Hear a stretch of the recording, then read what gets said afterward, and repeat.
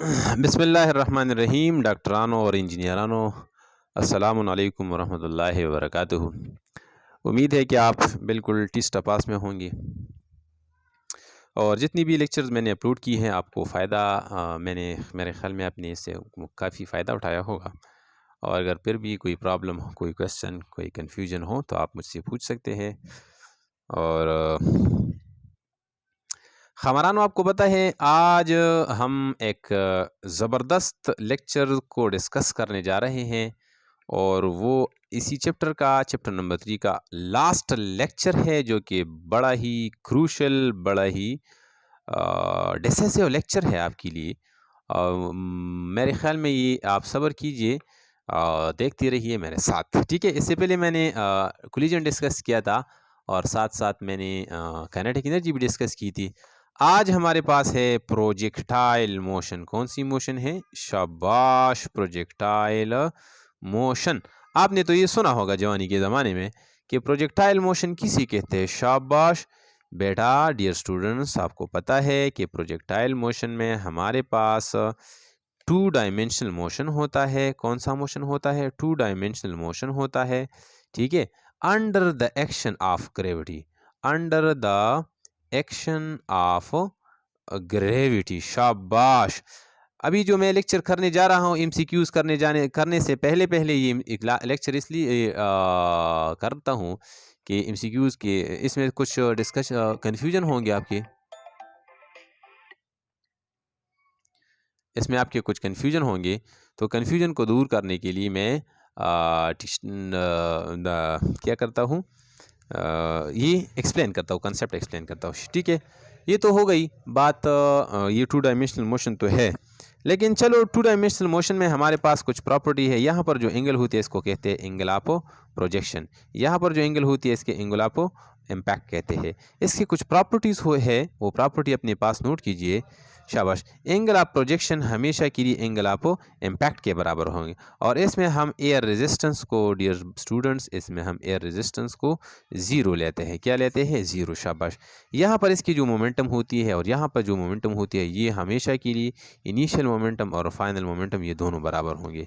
इसी तरह यहाँ पर इसकी जो एनर्जी, काइनेटिक एनर्जी है, और यहाँ पर जो है kinetic energy of the initial point is equal to kinetic energy at the final point, ठीक है। इसी तरह यहाँ पर जो पोटेंशियल एनर्जी होती है, initial potential energy final potential energy के बराबर होती है, ठीक है। ये कुछ फैक्टर्स है, इनको साथ साथ नोट कीजिए। इसी इनिशियल पॉइंट को हम कहते हैं पॉइंट ऑफ प्रोजेक्शन कहते हैं, और ये इसी पॉइंट को कहते हैं समिट पॉइंट। कौन सा पॉइंट कहते हैं? समिट पॉइंट कहते हैं। डियर स्टूडेंट्स, इसके जो इक्वेशंस है, इक्वेशन एक हमारे पास हाइट का इक्वेशन है v² sin square theta divide by 2g। दूसरा टाइम का इक्वेशन है, मेरे ख्याल में ये आपको याद होगा, इसी तरह है। और तीसरा हमारे पास रेंज का इक्वेशन है vi²। गुड, शाबाश, सही। ये इक्वेशन इंतहाई लाजमी है प्रोजेक्टाइल मोशन को याद करने के लिए, इस पर एमसीक्यूज करने के लिए, हल करने के लिए। और साथ साथ आपको मैं एक और बात भी बता दूं, जो कि बड़ी इम्पोर्टेंट बात है, इंतहाई इम्पोर्टेंट बात है।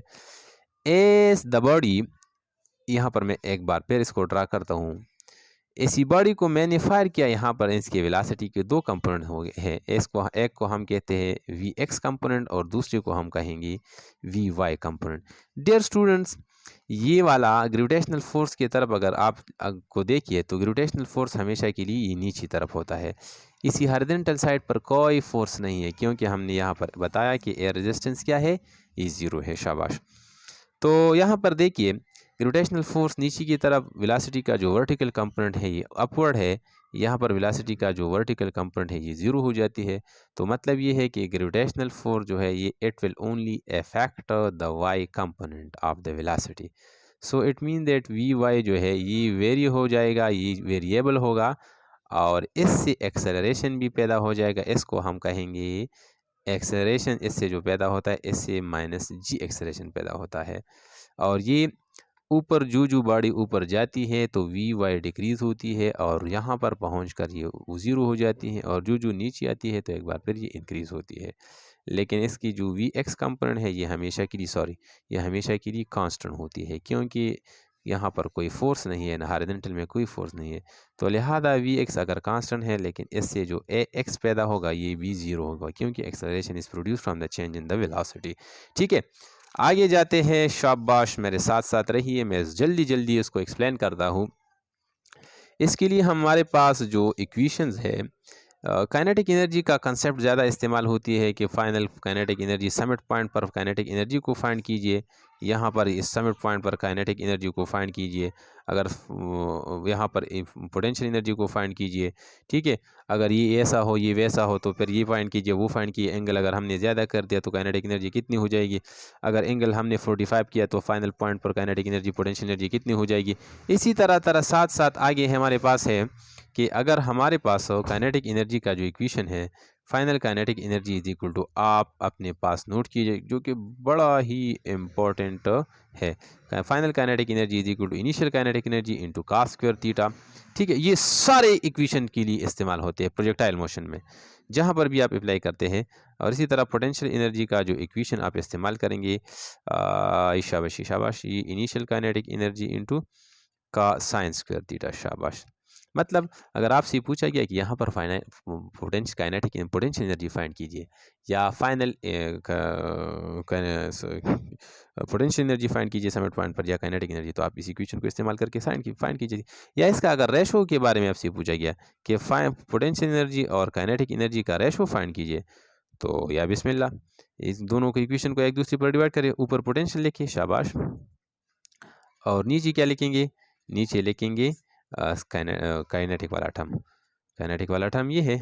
ठीक है, कुछ जुड़ा हो जाएंगे, कुछ कैंसिल हो जाएंगे। सो पोटेंशियल और काइनेटिक का जो रेशो है ये आपके पास आएगा sine square theta divide by cos square theta का हो जाएगा टेंजेंट स्क्वायर थीटा। शाबाश, सारी इक्वेशन इस पर आप सॉल्व कर सकते हैं। और सबसे इम्पोर्टेंट क्वेश्चन और जो इम्पोर्टेंट ग्राफ में बनने जा रहा हूँ, मैं बड़ा तेज़ जा रहा हूँ, क्योंकि आप तो वैसे भी कर चुके हैं।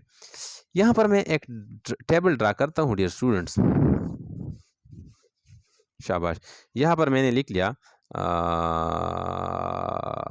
क्या मैं लिखता हूँ, काइनेटिक एनर्जी में लिखता हूँ, यहाँ पर मैं पोटेंशियल एनर्जी लिखता हूँ।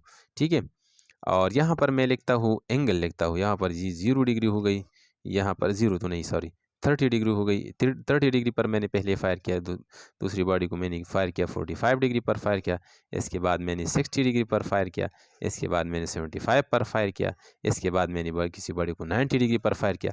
इसकी शाबाश, मैंने शॉर्टकट बताता हूँ, इससे सारी एमसीक्यूज आप आसानी से हल कर सकते हैं। शाबाश, अगर किसी बॉडी ने आपको आपने किसी बॉडी को फायर किया 30 डिग्री पर फायर किया, तो इसकी समिट पॉइंट पर इस पर पहुँच कर इसकी काइनेटिक एनर्जी क्या हो, ये 75% हो जाएगी, रहेगी। ठीक, कितनी रहेगी, 75।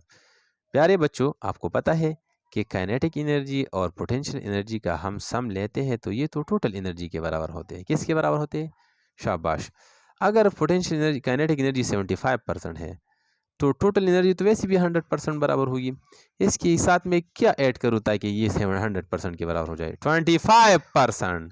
मतलब ये है कि 30 पर अगर किसी बॉडी ने आपने किसी बॉडी को फायर किया, समिट पर पहुंचकर इसकी काइनेटिक 75 होगी, लेकिन वहीं पर क्या होगी, 25 पोटेंशियल होगी। यहाँ पर अगर आपने फायर किया 45 पर फायर किया, तो समिट पर इसकी काइनेटिक एनर्जी 50% हो जाएगी, और इसकी समिट पर इसकी पोटेंशियल क्या रहेगी, शाबाश। 50 से 50 को माइनस करो, 100 फाइंड करने के लिए 50 ये हो गई, तो 50 और ये भी 50 हो जाएगी। इसी तरह 60 से फायर किया, तो समिट पर पहुंचकर इसकी काइनेटिक एनर्जी 25% हो जाएगी, और ये क्या हो जाएगी, 75। अभी देखिए, काइनेटिक एनर्जी इज इंक्रीजिंग, 25 50 75। ठीक है, और 75 पर आपने अगर फायर किया, जो इंक्रीज होती है एंगल, तो काइनेटिक एनर्जी डिक्रीज हो जाएगी, ये 6.25, ये 92.5 हो जाएगा। और इसी तरह 90, अगर आपने 90 पर फायर किया, 90 का मतलब है बिल्कुल सीधा फायर किया तो वापस सीधा आएगा, वहीं पर यहाँ पर बॉडी रुक जाएगी, यहाँ पर काइनेटिक एनर्जी 0 हो जाएगी, तो काइनेटिक एनर्जी यहाँ पर 0, यहाँ पर ये 100%। This is the most important graph you can apply. मेरा मार्कर भी ख़त्म होने वाला है, ठीक है, और you can apply in all your lectures. मेरे ख्याल में इस पर 1000 एमसीक्यूज बन सकते हैं पोटेंशियल प्रोजेक्टाइल मोशन पर, लेकिन इंशाल्लाह मेरे ख्याल में आपको कोई भी प्रॉब्लम नहीं होगा। चलो आगे जाते हैं, मैं कुछ और क्या करने वाला हूँ, कुछ और MCQ और साथ साथ मेरे फार्मूले डिस्कस करता हूँ, जो कि मेरे ख्याल में आपको इंशाल्लाह बहुत फ़ायदा देगा।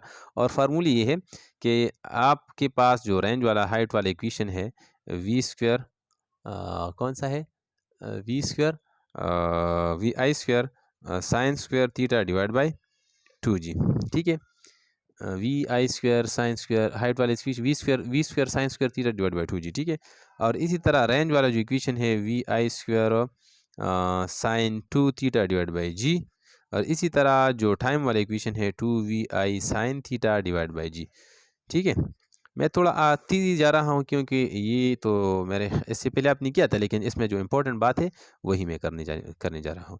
इन दोनों को रीअरेंज करें, शाबाश, इन दोनों को अगर आप रीअरेंज करें तो आपके पास रेंज वाला एक और इक्वेशन भी आ सकता है।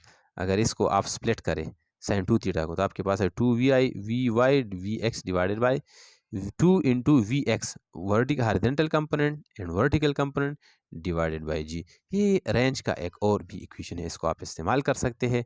सिमिलरली हाइट का जो इक्वेशन है, h is equal to g t square divided by 8, ये और भी इक्वेशन है, ये ईटा के टेस्ट में भी आया था कुछ मरतबा पहले। इसी तरह हमारे पास एक और इक्वेशन है, R tangent theta is equal to 4h। आपका एक शॉर्ट क्वेश्चन था KP टेक्स्ट बुक बोर्ड में, खैबर पख्तूनख्वा के एक बोर्ड में, the range can never be greater than the 4h, इसी कंसेप्ट पर ये डिपेंड करता था। ये तीसरा इक्वेशन है, ठीक है। और 2r tangent theta is equal to एक और इक्वेशन हमारे पास है, is equal to GT square, ये एक और इक्वेशन है, इसको चौथा इक्वेशन है, ये अपने पास नोट कीजिए, इंतहाई इंपॉर्टेंट है।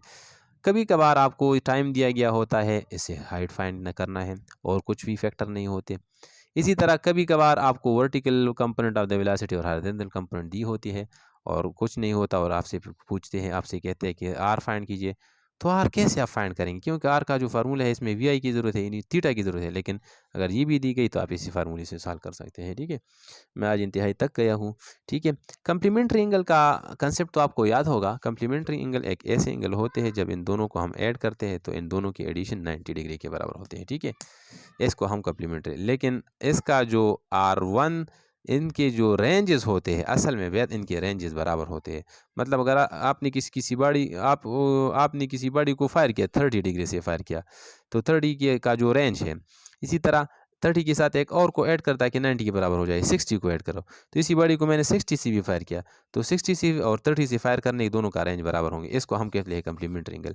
लेकिन कम्प्लीमेंट्री एंगल का जो हाइट होते हैं h1 मल्टीप्लाई बाई h2, इसके लिए शॉर्टकट फार्मूला एक और भी है, R square divided by 16। h1 multiply by h2 is equal to R square, ये रेंज के साथ रिलेटेड है, ये 16। ये बड़ा ही इंपॉर्टेंट फार्मूला है, ये फार्मूला नंबर 5वां हो गया। और इसी तरह इनका जो टाइम है, ये जो टाइम लेता है t1 मल्टीप्लाई बाई t2, इसका टाइम है 2r divided by g। Okay, this was something about the projectile motion. और इंशाल्लाह इसके बाद मैं अभी MCQs की तरफ चलता हूँ और मेरे पास देखती रहिए। It was me yours sincere Waleed Khalil, और उम्मीद है कि आपको ये समझ आया होगा, और मुझे अपने ख़ास दुआओं में याद रखिए।